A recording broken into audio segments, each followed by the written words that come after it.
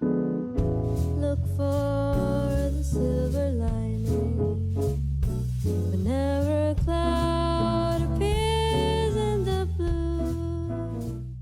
Our next guest is an ardent champion of women-led innovation and one of the guiding voices of Millennium Divas. Miss Shweta Shalini ji believes that policy, politics and purpose must intersect to create lasting impact.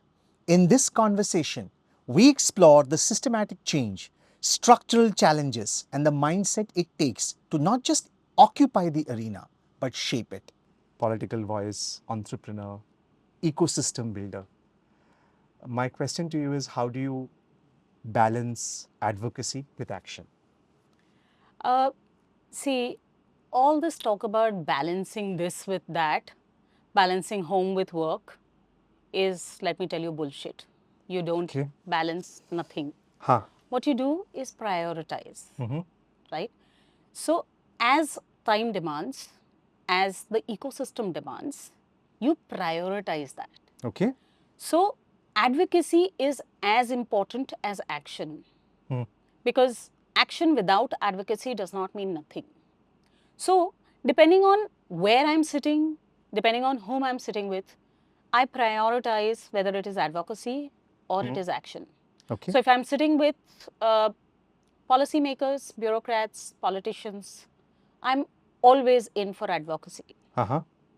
But if I'm with my people who are the implementers, it is about action.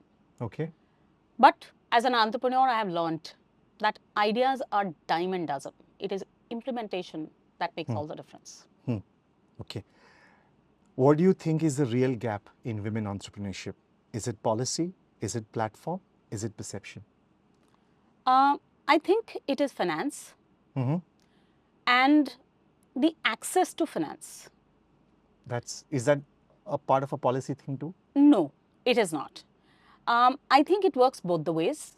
There are private finances which are available for men to take up.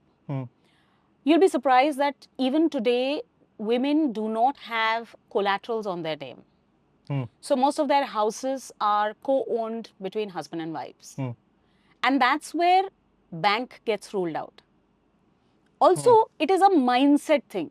So sometimes the same house, which is co-owned by the husband and wife, is used as a collateral for a man, but the woman does not want to risk it because she's a little more emotional about the house. It's not a collateral for her. It's her dream house.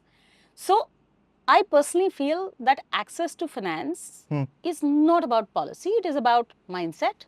It is about the opportunity that the ecosystem gives the woman and the confidence of success that is given to a woman. Because if you actually look at the SHGs, the rural self-help group women, government has, on the basis of policy, made finance available to them and revolving fund is available to them. You know, the return rate of these women is nearly 98%. And if you actually look at these district cooperative banks, they would love to give finances to a woman rather than to a man. Now, that is where women entrepreneurship or policy really backs. But the mindset of the women and the ecosystem needs to change, especially in the urban areas where large private finances need to make a difference. From your vantage point, are we designing support systems that serve grassroots women and high growth founders differently or equally? Differently. Also, it is important to have a look at them differently because the challenges are different. I firmly believe that if you look at rural women, it has never been easy for them. The most back-breaking work, even in agriculture, is done by women. Sowing is always done by a woman, right? Sheafing is always done by a woman. True. Now, these are difficult jobs, manual jobs, which is done by the woman. Apart from, if you go to a place like a state like Haryana, you will also see complete animal care, which is done by women, right? Now, having said that, apart from doing all of that, and still managing the house and the children. Because historically, the house has been the place of power for a woman. So, and I always say this, that I don't believe in empowerment, because, or especially women empowerment, because I personally feel that women were always empowered. I don't think my mother ever asked my father कि आज घर में क्या बनेगा, or she never asked कि आज क्या कपड़ा मेरे बच्चे क्या कपड़ा पहनेंगे, या घर में पर्दे किस रंग के होंगे. And this was true for my grandmother as well. In fact, I know of Indian households where the man asks the woman or his wife कि आज शर्ट कौन सा पहन के जाओ. So women have always been historically empowered. What we are now looking at is an ecosystem that we need to build so that this woman will step out and manage her finances, her business, where she can make her own money and manage her own money. Now that needs a different kind of a skill set. It needs a different kind of an ecosystem. It also needs a different kind of a risk-taking appetite for the woman. And that risk-taking appetite for an urban woman is very different to a rural woman. True. Right? And that's why the policies need to be different. The way we look at it needs to be different. And also the way we approach it needs to be different. Wonderful. As a successful woman, when you are supporting the next generation, how can you do that without creating dependency? Again, Santosh ji, I want to tell you, we always say that we are self-made. Who is self-made? I'm not self-made. If it wouldn't have been for my father, if it wouldn't have been for my first boss, who was male, if it wouldn't have been for my husband, if it wouldn't have been for my two sons, who are again male, do you think I would have been sitting here? None of us are self-made, really. It takes an ecosystem to make one story successful. And to make a woman's story successful, it definitely takes a complete family, complete ecosystem. It takes a city. So I don't think that dependency is a problem. We are all dependent on each other. I always say this. I mean, how can you say that I am self-made? And how can you say that I cannot be dependent? When I sit in a train, do I go and check कि train driver के पास license है या नहीं? When I sit in a flight, do I go and ask कि भाई course ठीक से किया है कि नहीं pilot को? Because I believe, I have trust in the ecosystem, that this ecosystem is here to protect me. And that's exactly what we need to build. When it is, the big problem is that when this ecosystem fails you, it is then that a woman gets challenged or feels alone. And that is where I think we need to, when there were joint family system, there was a larger ecosystem. That is the ecosystem we need to build. Now we are smaller families because of various reasons. Now we need to create that joint family structure from the ecosystem around us. And that's exactly what we all need. True. I grew up in joint family, so it just helps so much. Let's wrap this up then. What's one story or moment that reminds you why you do what you do? I had gone to Nanded.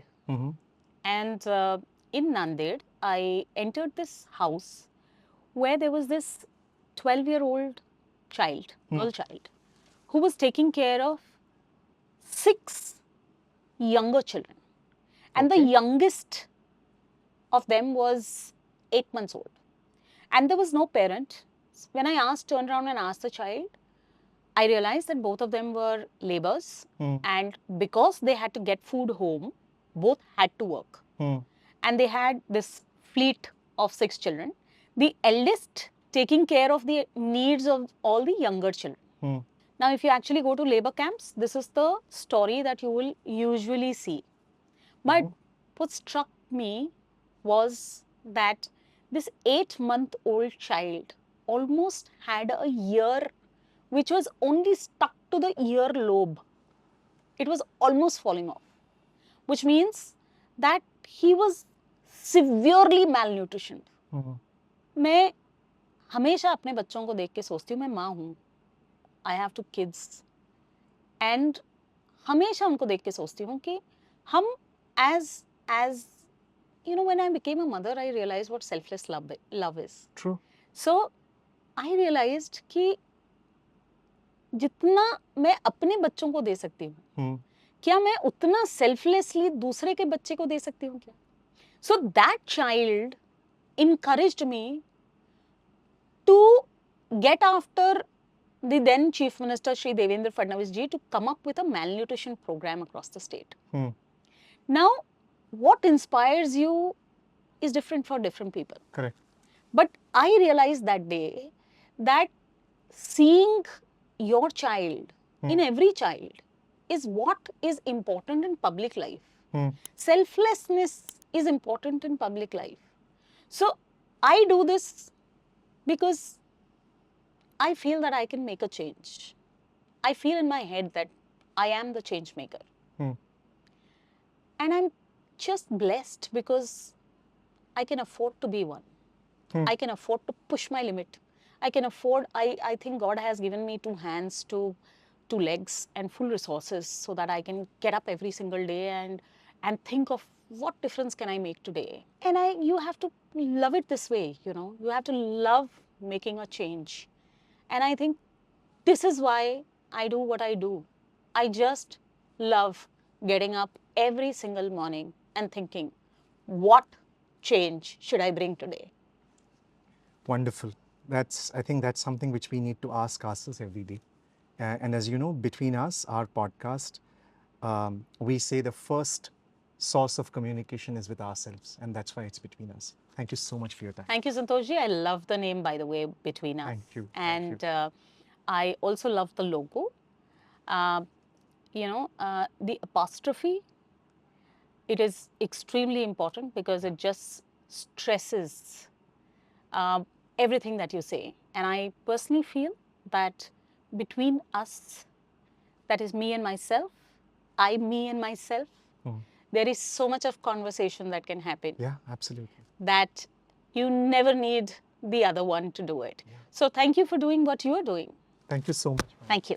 Thank you, Santosh. When policy speaks the language of possibility, we get transformation.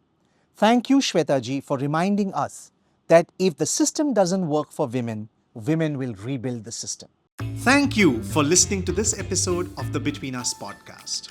The producer is Santosh Kumar and the associate producer is Samyak Kamble. The Between Us podcast uploads episodes weekly, and we'll see you next time.